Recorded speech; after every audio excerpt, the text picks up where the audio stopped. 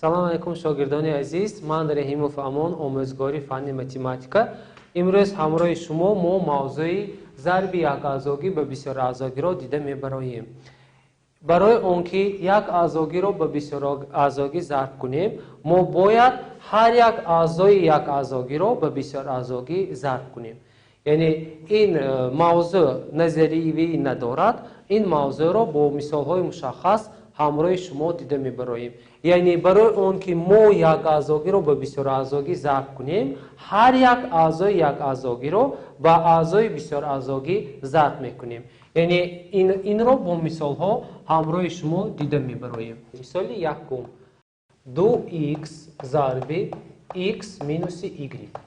талаб карда мешавад ки якъаъзогии 2x-ро ба дуаъзогии x минуси y зарб кунем.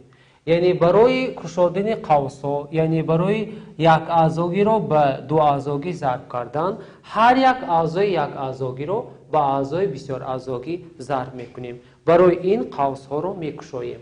яъне ки чунин мекушоем: 2x-ро бо x зарб мезанем. яъне 2x зарби x минус 2x-ро бо y зарб мезанем.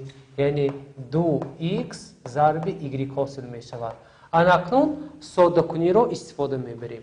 яъне 2x-ро бо x зарб кардан ба мо 2x квадрат ҳосил мешавад минус 2xy ҳосил мешавад. яъне мо дар мисоли якум як аъзогиро ба бисёраъзогӣ ё ин ки ба дуаъзогӣ зарб кардем. биёед мисоли дуюмро дида мебароем. дар мисоли дуюм айнан ана ҳамин мисол шарти ана ҳамин мисол гузошта мешавад. бигузор як аъзогӣ мо ба минуси 3x квадрат зарби минуси x куб минуси y плюси 4y баробар бошад. хеле ки аз ин мисол маълум аст, дар ин ҷо як аъзогӣ минуси 3x квадрат ва бисёраъзогӣ бошад. дар қавс ба мо омадааст минуси x дар дараҷаи 3 минуси y ҷамъи 4y дар квадрат. анакнун ҳар як аъзои ин бисёраъзогиро ба як аъзогии минуси 3x квадрат зарб мезанем. яъне мо метавонем бо воситаи нишонакҳо иҷро намоем. яъне минуси 3x квадратро бо минуси x куб зарб мекунем. яъне минуси 3x квадрат зарби минуси x куб. минуси 3x квадратро ҳангоми ба минус зарб кардан аломати ҷамъ ҳосил мешавад 3x квадрат зарби y. минуси 3x квадратро бо аломати плюс ҳангоми зарб кардан ба мо минус ҳосил мешавад 3x квадрат зарби 4y квадрат. анакнун ин ифодаи ҳосилшударо содда мекунем. яъне минуси 3x квадратро ба минуси x куб зарб мекунем. ҳангоми минусро ба минус зарб кардан аломати плюс ҳосил мешавад 3x дар дараҷаи 5. яъне x квадратро бо x куб зарб намудан ҳангоми зарби ду дараҷаҳое ки асосҳои яхела доранд нишондиҳандаҳо ҷамъ карда мешавад. ҷамъи 3x квадрат y минуси 3ро бо 4 зарб намуда 12x квадрат y квадратро ҳосил мекунем ки ин ҷавоби мисоли дуюм мебошад. яъне дар мисоли якум ва дуюм мо як аъзогиро ба бисёраъзогиҳо зарб кардем. биёед хонандагони азиз мисоли сеюмро дида мебароем. дар мисоли сеюм чунин омадааст: ифодаро содда кунед. талаб карда мешавад ки ифода содда карда шавад. яъне 4x зарби x минуси y минуси x зарби x плюси y. барои он ки ин ифодаро содда кунем, аввал як аъзогиро ба бисёраъзогӣ зарб мезанем. як аъзогиро ба бисёраъзогӣ зарб карда баъд натиҷаи онро табдил медиҳем. яъне 4x-ро ба x зарб мезанем. 4x зарби x як бора менависем, ба мо 4x квадрат ҳосил мешавад. 4x-ро ба минуси y зарб кардан аломати минус ҳосил мешавад 4xy минус x-ро ба x зарб кардан x квадрат минуси x-ро ба плюси y зарб кардан ба мо минуси xy ҳосил мешавад. мо қавсҳоро кушодем, яъне як аъзогиро ба бисёр аъзогӣ зарб кардем. анакнун мо ифодаҳои монанди онҳоро ёфта содда мекунем. яъне хеле ки аз ин ҷо маълум аст 4x квадрат бо минус x квадрат монанд мебошанд. аз 4x квадрат x квадратро тарк кунем, ба мо 3x квадрат ҳосил мешавад. минуси 4xy минуси xy бошад, ин ифодаҳо низ монанд мебошанд. минуси 4xy минуси 1xy ба мо минуси 5xy-ро медиҳад ки ин натиҷаи мисоли сеюм ба ҳисоб меравад.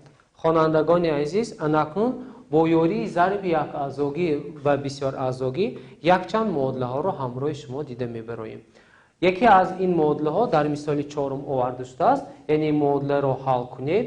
дар муодилаи мо чунин муодила омадааст: 8 минуси 5x зарби x минуси 7 баробари 1 минуси 5x дар дараҷаи 2. яъне мақсади ин муодила ёфтани адади номаълум мебошад. барои ёфтани адади номаълум мо ҳам тарафи чап ва ҳам тарафи рости муодиларо дар аввал табдил медиҳем. яъне бисёр аъзогии x минуси 7ро ба як аъзогии 5x зарб мекунем. яъне чунин амалро иҷро мекунем. тарафи чапи муодиларо чунин табдил медиҳем: 8 минус 5x-ро ба x зарб кардан минуси 5x дар дараҷаи 2 ҳосил мешавад. минуси 5x-ро ба минуси 7 зарб кардан ба мо плюс ҳосил мешавад. 5-ро ба 7 зарб кунем 35x ҳосил мешавад. тарафи рости муодиларо бетағйир мегузорем: 1 минуси 5x квадрат. анакнун чӣ хеле ки маълум аст, барои ҳал кардани муодилаҳо номаълумҳо ба як тараф, маълумҳо ба тарафи дигар гузаронида мешаванд. яъне адади 8-ро ба тарафи рост ва тағйирёбандаи минуси 5x квадратро ба тарафи чап мегузаронем. ҳангоми гузаронидани ин ду ифодаҳо аломатҳои онҳо ба баръаксашон иваз карда мешаванд. яъне минуси 5x квадрат ҷамъи 35x минуси 5x квадратро ҳангоми ба тарафи чап гузаронидан аломат ба ҷамъ иваз карда шуда 5x квадрат.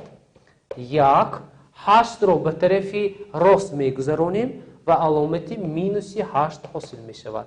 анакнун аз ифодаи ҳосилшуда ифодаҳои монанди онҳоро меёбем ва ҷамъ ё тарк мекунем. минуси 5x квадрат плюси 5x квадрат ин ифодаҳои бо ҳам муқобил мебошанд. онҳоро ихтисор мекунем. яъне минуси 5x квадрат плюси 5x квадрат ислоҳ шуда ба мо 0 ҳосил мешавад. дар натиҷа 35x баробар аз 1/8-ро тарк кунем минуси 7 ҳосил мешавад.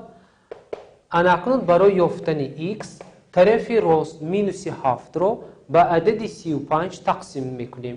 яъне минуси 7 тақсими 35 баробар минус 7-ро ҳангоми ба 35 тақсим кардан, яъне ҳангоми ихтисор намудан, ба мо касри 1 тақсими 5 ҳосил мешавад ки ҳангоми 1-ро ба 5 тақсим кардан касри 10 ҳосил мешавад. минуси 0/10 ки ин ҷавоби ин муодила ба ҳисоб меравад. мо метавонем мустақилона ҳангоми x-ро ба минуси 0/10 ба ҷои он гузоштан ифодаҳои баробар, яъне тарафи чап ва тарафи рости онро санҷида ҷавоб нависта метавонем. ин буд мисоли чорум. мисоли панҷумро дида мебароем. дар мисоли панҷум чунин омадааст: муодилаи зеринро ҳал кунед. яъне барои ҳал кардани ин муодилаи зерин мо аввал як аъзогиро ба бисёр аъзогӣ зарб мезанем, онҳоро табдил медиҳем ва аз он тағйирёбандаи x ё ин ки адади номаълуми x онро меёбем. пеш аз ин аввал қавсҳоро мекушоем. яъне 3x-ро ба 2x зарб мезанем. ба мо ҳосил мешавад 3x зарби 2x минус 3x-ро ба адади 1 зарб мезанем ва 3x ҳосил мешавад. айнан ҳамин тавр як аъзогии 6x-ро ба 7 ҷамъи x зарб мекунем. яъне минуси 7x зарби 6 минуси 42x ҳосил мешавад. مینوسی 6x رو به 7 ضرب نموده مینوسی 42x حاصل میکنیم. مینوسی 6x رو به پلوسی x ضرب کردن مینوسی 6x در کوادرات حاصل می شود. این برابری 90 است. اکنون افاده های مانند تبدیلات های طرف چپ و طرف راست رو اجرا می نماییم. یعنی 3x ضرب 2x رو هنگامی ضرب کردن با ما 6x در کوادرات حاصل می شود. مینوس 3x مینوس 42x رو از بس که اینها افاده های مانند می باشند آنها رو جمع یا ترک می کنیم. یعنی مینوس 3x مینوس 42x با ما مینوس 45x حاصل می شود. مینوس 6x کوادرات برابر 90. اکنون خیلی که از این معادله معلوم گردید 6x کوادرات مینوس 6x کوادرات آنها با هم مقابل می باشند آنها رو اختصار میکنیم. باقی میماند مینوس 45x برابری 90. اکنون خیلی که معلوم گردید معادله حاصل شده معادله خطی می باشد. هنگام یافتن x طرف چپ یعنی طرف راست یعنی 90 رو با کوفیشنت تقسیم میکنیم. 90 تقسیم مینوس 45. در نتیجه x برابر هنگام جمع رو با ترک تقسیم کردن علامتی منفی حاصل می شود. 90 رو با 45 تقسیم کردن عددی 2 حاصل می شود که این جوابی معادله پنجم به حساب می رود. اکنون مثال ششم رو حل می کنیم. در مثال ششم چنین آمده است 4 ضرب 1 مینوس 3 مینوس 2 ضرب 3 مینوس 5 3 برابر 1. این معادله بوده. در اینجا عدد نامعلوم تقریبا 3 می باشد که آن را موافقاً عیناً در مثال بالا بوده اجرا می کنیم. یعنی اول 4 رو به افاده 1 مینوس 3 ضرب می کنیم. یعنی 4 ضرب 1 4 مینوسی 4 ضرب 3 مینوسی 4 3 مینوسی 2 رو به 3 ضرب کردن 6 مینوسی 2 رو به مینوسی 5 ضرب نمودن پلوسی 10 3 حاصل می شود که این برابر 1 است. اکنون افاده های مانند 1 رو جمع یا ترک می کنیم.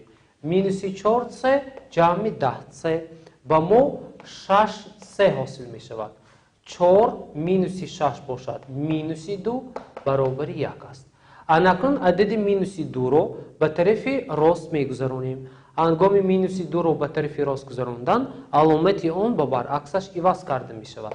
یعنی 6 3 برابر 1 جمع 2 حاصل می شود. یا اینکه از اینجا 6 3 برابر 1 جمع 2 3 بوده. از اینجا 3 رو هنگام یافتن 3 رو به 6 تقسیم میکنیم. 3 رو به 6 تقسیم کردن عددی 0.5 حاصل می شود که این جوابی معادله به حساب می رود. مثال هفتم را دیده می برایم. شرط مثال هفتم چنین است. افاده زیرین داده شده است آن را باید ساده کرد. برای ساده کردن افاده زیرین خیلی که از این مثال میبینیم یک اعضاگی ما به مینوس 1 تقسیم 3 کوادرات ضرب بسیار اعضاگی ما باشد. یعنی که مثال این دو اعضاگی است با 1 از 10 کوادرات مینوس 6 3 می باشد. قوس ها رو میکشویم. یعنی می نویسیم برابر مینوس 1 تقسیم 3 کوادرات ضرب با 1 از 10 ضرب 2 کوادرات. یعنی اعضای یکم رو به یک اعضای ضرب نمودیم. عیناً همینطور اعضای یکم رو با 6 3 ضرب میزنیم. یعنی هنگام مینوس رو به مینوس ضرب کردن پلوس حاصل می شود. 1 تقسیم 3 کوادرات ضرب 6 3 برابر. اکنون ساده میکنیم. خیلی که از این افاده معلوم گردید 1 از 2 رو به نمود کسری عادی نوشته ایستاده بعد اون رو ضرب میکنیم.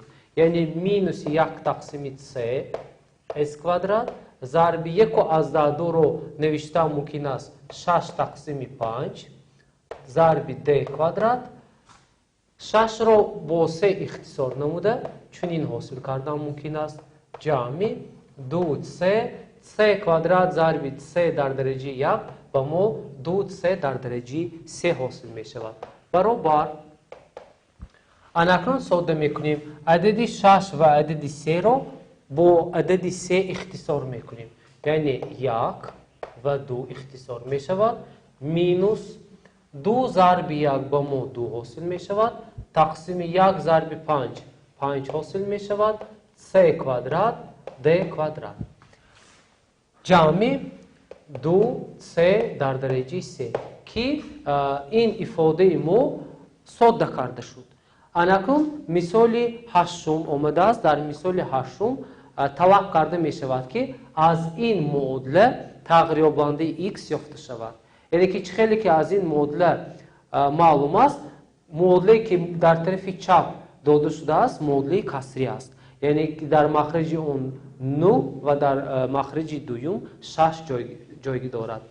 برای اون که این معادله را حل کنیم با عددهای 9 6 و 1 مخرج عمومی عدد 18 را میدهیم. خردترین کرتی عمومی عددهای 9 و 6 عدد 18 می باشد. هر یک اعضای معادله را به 18 ضرب میزنیم. یعنی در نتیجه چنین حاصل می شود 18 ضرب 2x مینوس 1 تقسیم 9 مینوس 18 ضرب x جمع 5 تقسیم 6 برابر 2 ضرب 18. اناکنون ساده میکنیم عدد 18 را به 9 تقسیم کرده حاصل میکنیم 2 ضرب 2x مینوس 1 18 تقسیم 6 مینوس 3 ضرب x جمع 5 برابر 2 را به 18 ضرب کنیم 36 حاصل می شود. موافق قاعده ای که در بالا گفته گذاشتیم یک اعضاگی را به دو اعضاگی ضرب میکنیم و معادله را ساده میکنیم. یعنی 2 را به 2 ضرب کردن 4x حاصل می شود مینوس 2 را به مینوس 1 ضرب کردن مینوس 2 حاصل می شود 3 را با x ضرب کردن مینوس 3x مینوس 3 را با پلوس 5 ضرب کردن مینوس 15 حاصل می شود که برابر اون 36 است. اناکنون ساده میکنیم 4x مینوس 3x با ما تغییر بانده x پیدا می شود مینوس 2 مینوس 15 مینوس 17 حاصل می شود برابر 36. برای یافتن x مینوس 17 را به طرف راست می گذرانیم. یعنی 36 پلوس 17 حاصل می شود. در نتیجه x برابر 36 را به 17 جمع کنیم عددی 53 حاصل می شود که این ریشه این معادله یا جواب این معادله به حساب می رود. با همین درس ما به انجام رسید. خیر تا درس آینده.